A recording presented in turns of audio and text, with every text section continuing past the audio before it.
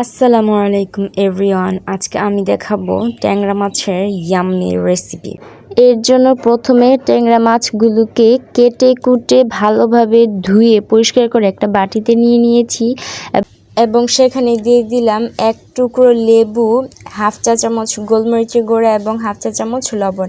এগুলো দিয়ে ভালোভাবে মেখে রেস্টে রেখে দেবো। ততক্ষণে চুলোতে একটি কড়াই বসিয়ে দিব এবং দিয়ে দিব হাফ কাপের চেয়ে একটু কম তেল, সয়াবিন তেল।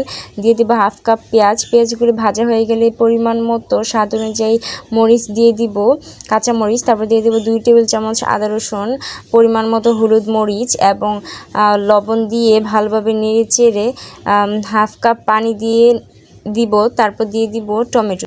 তারপর এটাকে খুব ভালোভাবে কিছুক্ষণ নেড়ে চেড়ে ঢাকনা দিয়ে রেখে দেব সিদ্ধ হওয়ার জন্য। ততক্ষণে আপনারা লাইক কমেন্টস করে ফেলুন তাড়াতাড়ি। তারপর টমেটোগুলো সিদ্ধ হয়ে গেলে সেখানে দিয়ে দিব 1 কাপ মতো পানিগুলো বলক আসার জন্য অপেক্ষা করব। বলক এসে গেলে দিয়ে দিব মাছগুলো। তারপর কিছুক্ষণ ঢেকে দিব মাছগুলো পরিপূর্ণ রান্না হওয়ার জন্য। তারপর নামানোর কিছুক্ষণ আগে দিয়ে দিব কিছু টমেটোর টুকরা, ধনেপাতা কুচি এবং হাফ চা চামচ জিরার গুঁড়া। এগুলি দিয়ে ঢাকনা দিয়ে 2-3 মিনিট রেখে দেব। তারপর নামিয়ে নিব। দেখতেই পাচ্ছেন তরকারিটা কি সুন্দর হয়েছে, অনেক মজা হয়েছে।